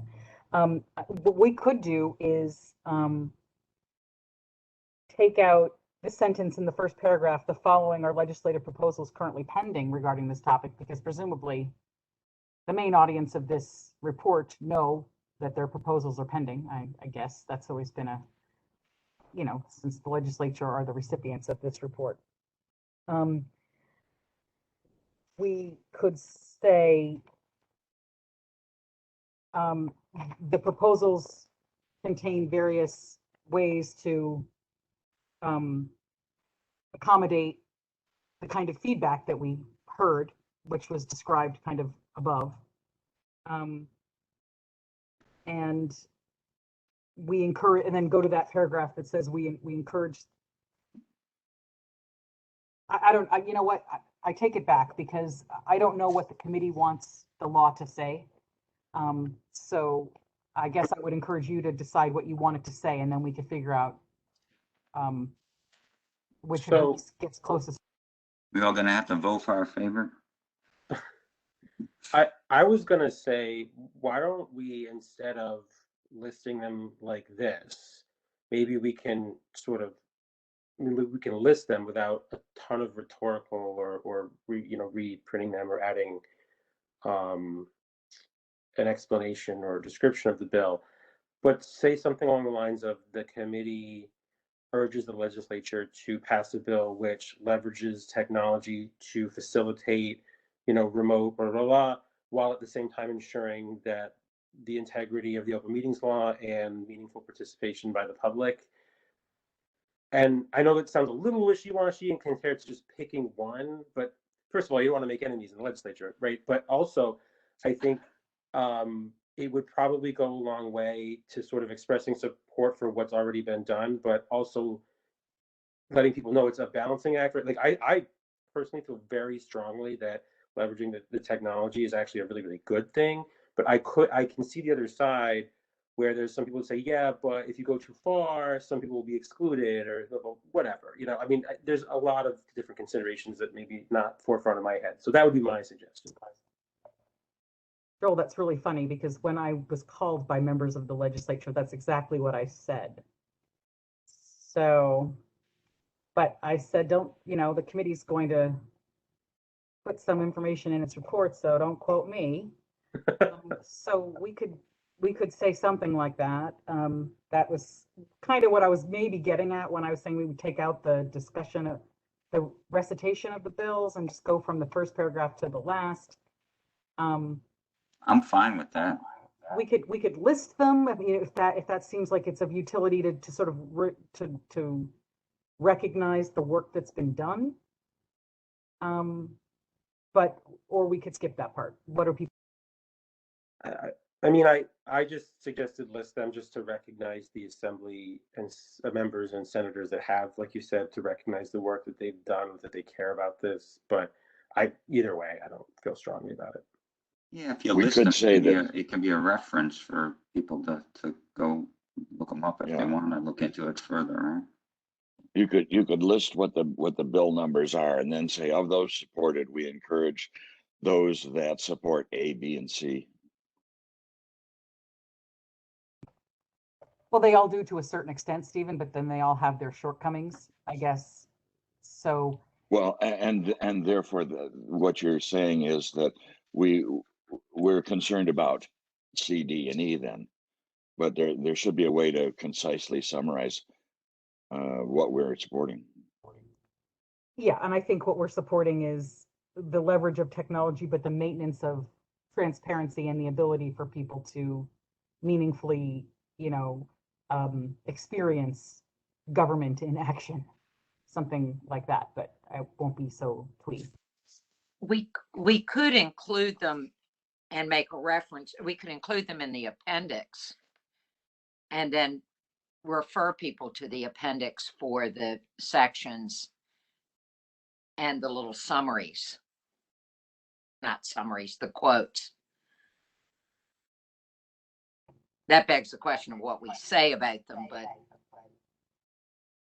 Well, I think we can make that work, Franklin, where we would just sort of make reference to the fact that there are multiple such bills, pending, and that the full text of these bills or the relevant text of these bills for this issue are in the appendix.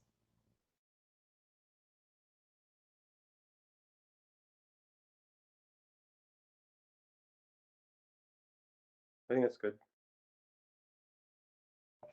Okay.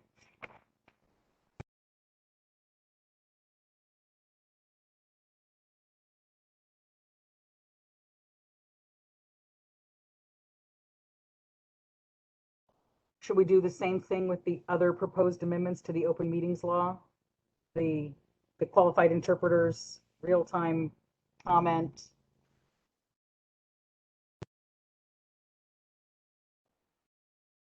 haven't taken a position as to what the law should be in these areas. Is our position that we encourage the legislature to adopt bills that continue to leverage transparency, encourage the access to open and transparent? I mean, is this the same idea is what I'm sort of asking? Or do people want to take a position specific to these particular?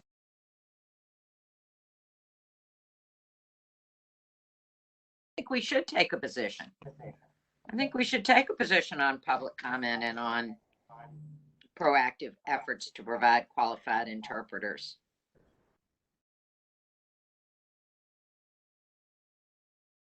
What do you see as the difference between encourage and require?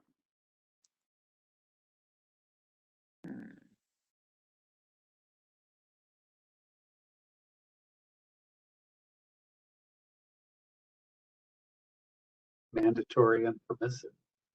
Yeah.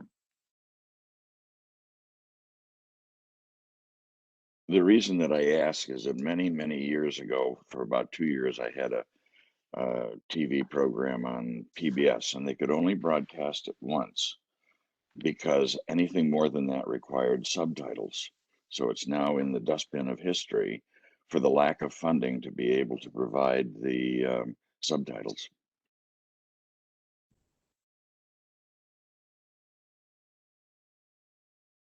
I guess it sounds like this goes on referring to in English, not in other languages, which is different.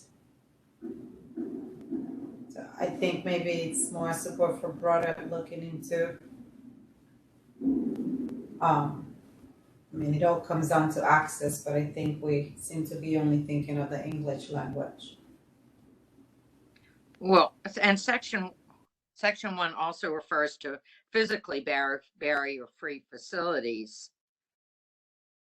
which is not covered by our topic one, which only refers to interpreters.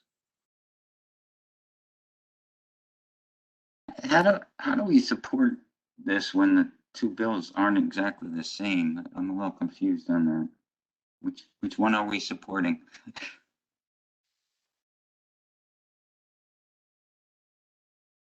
You know, my view, which is reinforced by Bill's comment just now, is that there are negative implications of mandating certain things to help a small segment of the population. You know, as much as it's valuable to do that, if it has a negative impact on a broader goal of the statute, I think that's something to take into account. Between these two bills, to me, the assembly version is a much better approach. It leaves in the reasonable efforts language and requires interpreters only if available. And I would hate to think that, you know, if you had a mandate for an interpreter anytime someone requested it and you didn't have the funding or you couldn't find someone, what happens then? Are you saying the meeting doesn't happen? It just seems to me it's you know, I understand the goal of it, but I think the cure is worse than the disease. I think one of the things we want to do is think laterally and encourage, if not simultaneous possibilities of translation, those avenues where the record could then be played back through some independent translating program. So what you really are encouraging is to have general translation facilities available, but not necessarily a specific one for each meeting. Yeah, I agree with that sentiment. And the reason I do is because I know that there's been issues getting interpreters, especially for short notice meetings, you know, that you just can't predict. And I know that, you know, there's agencies that have tried to do that, and they've called every interpretation service they could possibly find within the area. And in some cases, there aren't that many in the state, you know, depending on where you are. And they actually couldn't find one. And that's despite, you know, a lot of effort. So I think there are sort of exigent circumstances. And I agree. I think that generally you can get those transcription services done relatively quickly because it can be done remote. But anyway, that's my 2 cents. You know, picking up on Bill's point, maybe we can put language in that says that something along the lines of, you know, technological advancements seem likely to solve much of this problem in the near future. You know, you can get an app on your phone right now that listens to a conversation and gives it back to you in just about any language. And so I think it's only a matter of time before the translation problem can be solved in real time with technology. And we should. I think, yeah, I mean, unless it's somebody who is blind, you know, there are caption services that are simultaneous in other languages. So I think maybe there's the general statement of support of, right, using the technology and encouraging more bills like the assembly one, at least, I guess, is the statement we want to make.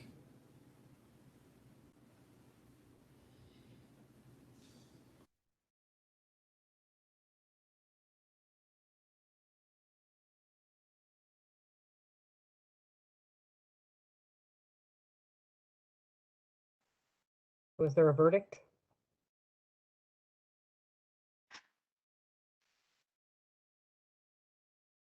I think it sounds like we want to support the idea of, again, just more access, whether it is a physical barrier or interpretation, or, you know, in many different ways what that can mean. But we don't want that to prevent, in practical terms, a meeting from actually taking place. So we want to, it sounds like we don't want to mandate it as much as we want to encourage it. And maybe we'll get to a point, like you said, David, that technology will be at such a place that we're like, okay, now we're going to say mandate it. But for now. So what we are doing is encouraging the options, and I absolutely agree.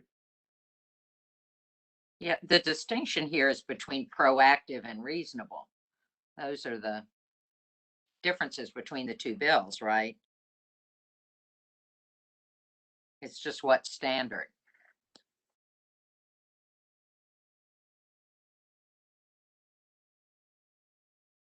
I think I can try to craft something that harmonizes the idea by saying something along the lines of what David was saying about technology potentially being able to resolve some of the problems, and then also using what you, Franklin, and what Vilda has said to talk about the access question and what the support that we would offer to proposals that are encouraging additional access. I'll try to wrap those thoughts into this, and it'll be in the next. And we need to change the caption because we may or Right, may I'll not be change the supporting to make that a little. proactive. Yeah. And the bills speak to barrier-free facilities as well as just interpreters. Yep, well, I think that we absolutely will make that broader, because I think that was maybe taken from the title of a bill, and we'll make it less specific and more. Got it. And Shoshana, did in your summary, which I like, did you also pick up the thought that we should express concern that mandates intended to enhance transparency or access at the boundaries can have the unintended consequence of restricting effective access to a broader audience that needs to be taken into account. Yeah, I did write that down. I just failed to mention it when I was talking about it.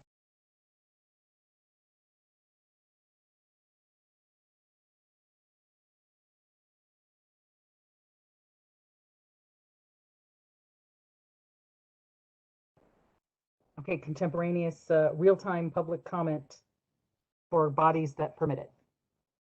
Well, I think we should be encouraging this, expressing support for public comments. This bill addresses the requirement that where a body permits public comment, it be permitted in real time.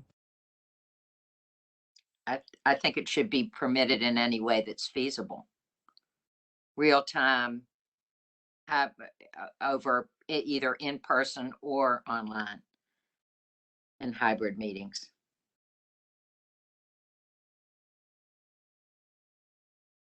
I just don't think we should, I don't think we should be discouraging public comment as a body.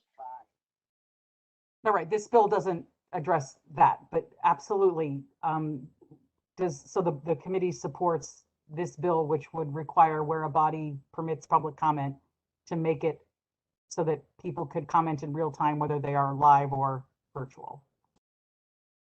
Well, that's what I would support. Sure, why not?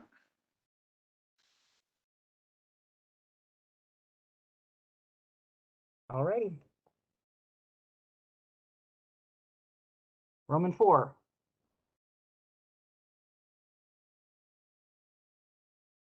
A little bit of an afterthought.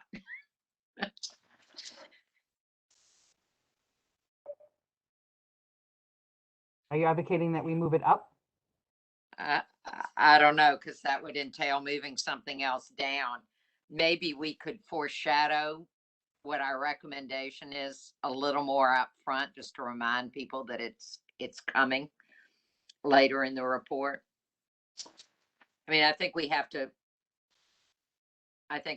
decide what we want to say, which we studiously avoid doing here.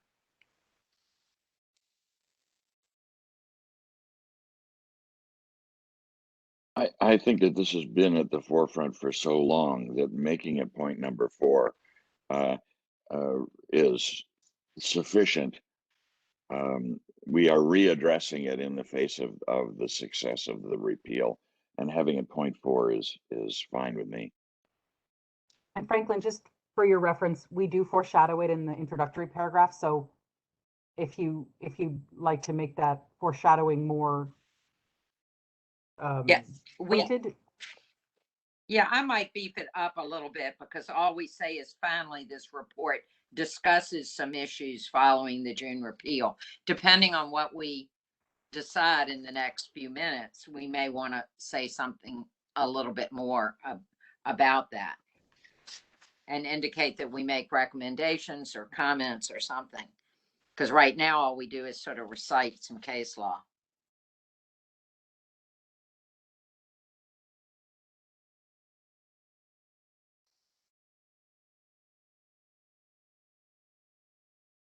Somebody's comment, oh, I guess it's Dave, says, I think we should be taking a view and making a recommendation to the legislature rather than just stating that this is an open issue. These are not new issues and do not require legislative fact finding as with the initial FOIL proposals we're making.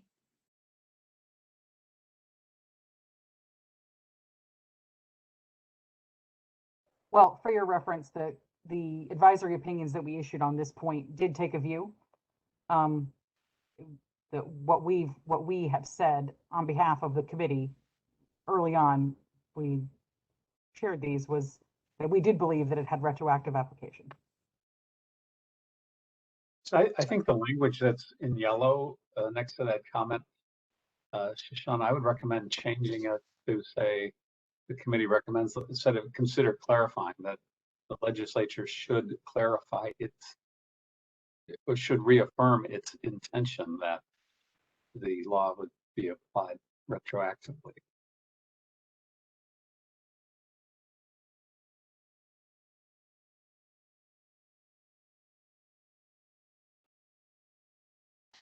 Because I think you're right in the opinions you made, and I think the legislative history supports that. I agree. Sure, noted. Sounds good.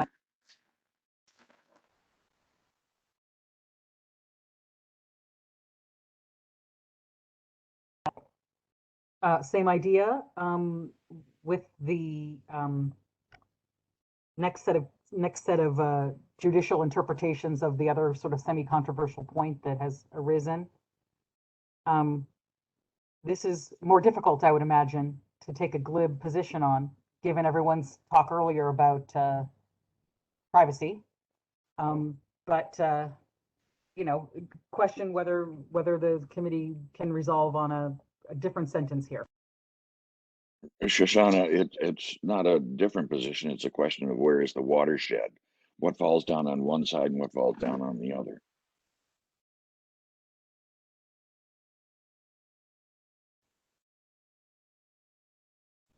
Well, I the think way we it is should now, be able to. each entity makes a different determination. Sorry. So what I was going to say, Shoshana, is I think we could craft some language here that would clarify, you know, and I guess it would be a call for the legislature should make clear that, well, one thing, make clear that unsubstantiated and pending complaints are not automatically exempt under the privacy exemption, and that application of the privacy exemption is really a case-specific consideration. And in particular, in dealing with complaints against law enforcement officials, which is what would be involved here, it should start from the understanding that there is little or certainly a reduced privacy interest in a public employee's conduct of public business, that's not typically considered a private matter. And then we should underscore that, because that's where most of this, you know, the police union has come in lawsuits and taken the position that if it's unsubstantiated or you haven't investigated, it's still pending, we have a privacy right and people not knowing that someone complained about us. And I think the starting premise should be, what is that privacy right? You know, and it's not to say you never do. If someone's making outrageous allegations, there can be, but I think we could craft a sentence that, as I said, does two things. One is that it's not automatic that these are you don't have to inquire into privacy balancing just because it falls in that category. And when applying privacy analysis, you should take into account that how a public employee is conducting their business is not typically considered private. Sure, and I think that is in fact, I mean, that is the standard for everyone, not just law enforcement employees, that we all start with the understanding that government employees conducting government business do not enjoy the same level of personal privacy as a private citizen. So I think I can put together those two thoughts into a sentence to change, modify, amend the concluding sort of paragraph there. And it'll be in the next round.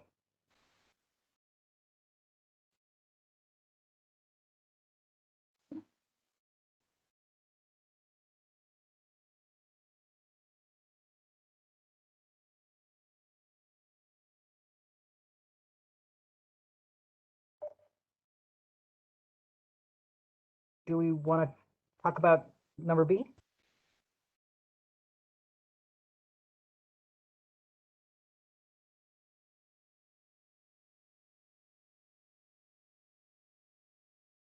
There seemed to be agreement on this in the last time we talked about it, but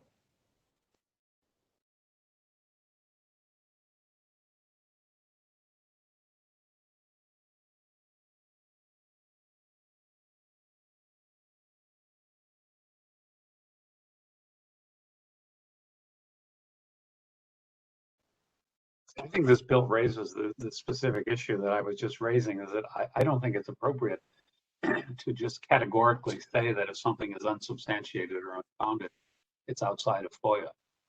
And I would not support encouraging them to adopt this.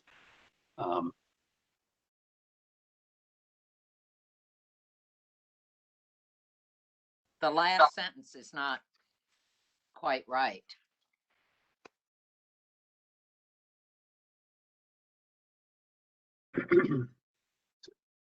See, I would consider having the conclusion here be sort of like what we're just talking about, that the committee is concerned that there not be blanket exclusions as this legislation allows, and that there needs to be, that the privacy analysis needs to be done on a case by case basis, which may or may not be relevant to, whether something's uninvestigated, unsubstantiated, or unfounded may or may not be relevant to the privacy analysis. It might, but it might not.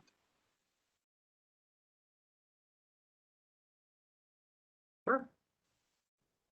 Can incorporate that thought.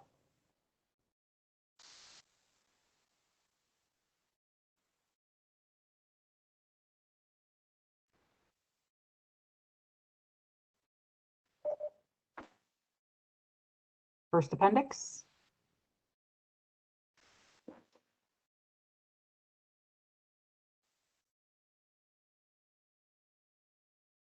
Just recitations of recent amendments.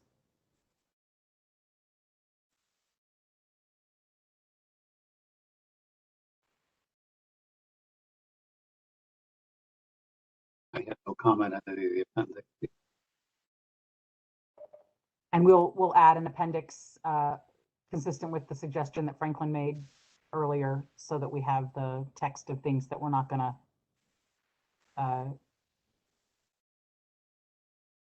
the various pending bills.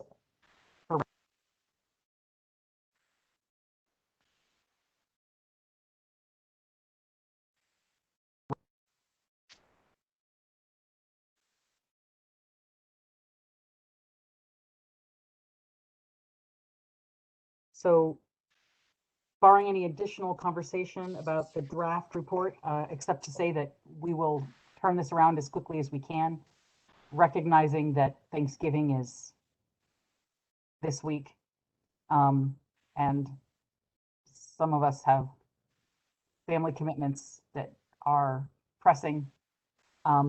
Early next week, we will turn immediately to this, but we should expect to have another meeting to finalize this before the 15th for sure.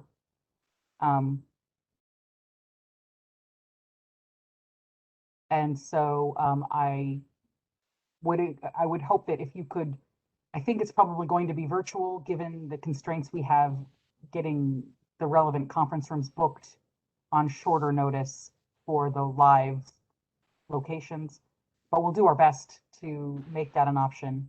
I will have Candace looking quickly to see what dates will work, but I think it would be excellent if when you receive the next version of this, which again is going to be as early as we can get it to you, that you turn your attention to whatever specifically is, of most concern to you, so that whatever we've missed, if we've missed anything, can be included for everyone's consideration before we meet again to tidy it up and hopefully agree it. So be expecting some emails, from Candace to collect information or make suggestions about dates soon. So then, assuming we're done talking about the annual report, we have the next agenda item is other or new business. And I think Franklin has some. Having discussed it at like the last 10 meetings, I don't think public comment is new business, but I suggest that we call for public comment along the lines that we did successfully, I believe, a few weeks ago, and that is to invite people to speak. We put a 3-minute time limit on it last time. I think we had 3 speakers. I'd propose that we do the same thing this time. I could see making it longer if people have more extensive comments, but they could always send us comments in writing too. So my motion is that we, for this meeting and meetings going forward, that we have public comment. Limited to 3 minutes. With longer, but we could, given the lateness of the hour, we could keep it to 3 minutes today and see what we decide to do going forward. Yeah, maybe you probably don't need me, but I do have at 2 o'clock and then at 2:30 and then at 3 o'clock. So I'm really. But I think we have to allow public comment today. People have got drafts of our report. They've heard us discussing it. Even if we no longer have a quorum, I think we ought to tolerate 9 more minutes of testimony. I can hear the recording later for that piece. Yeah. So, for what it's worth, that's my comment.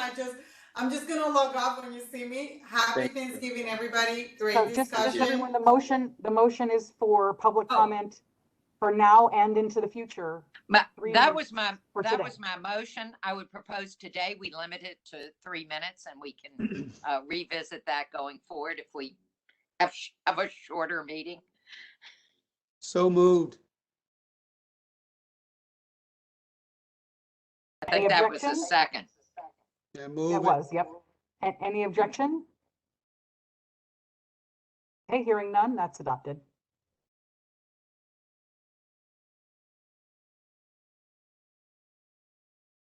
Does anyone have a request to make a comment? I see we have we have 9 attendees. Does anyone there want to raise their hand?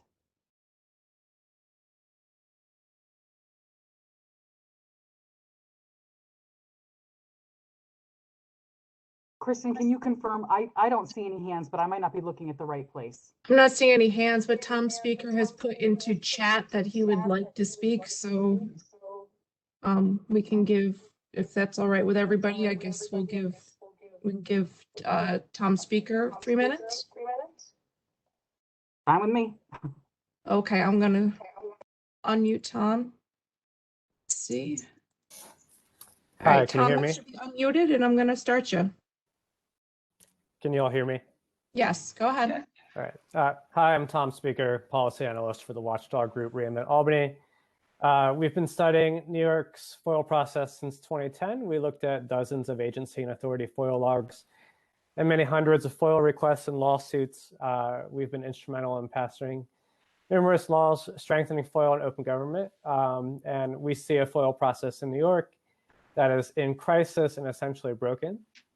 It typically takes agencies 6 months to a year to provide us with public records in response to simple FOIL requests. Many of our requests are never fulfilled. We believe state and local agencies have fired 2 records access officers to deal with the 200,000 to 300,000 FOIL requests they receive a year. And FOIL requests are treated as extra work rather than one of the core services that they provide New Yorkers.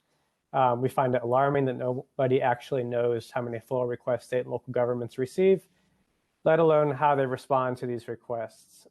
We see no evidence that the best practices used by the highest performing agencies are being methodically spread to laggard agencies, or that FOIL processing software or open data technology and processes are being widely used in New York. So we would like to see the Committee on Open Government leading the charge for a massive and total revamping of the FOIL process, including revisions in the law and huge improvements in how public records are both disclosed upon request and proactively disclosed. FOIL is not working as intended, and big changes are needed. And that's all that I have to say. Thanks.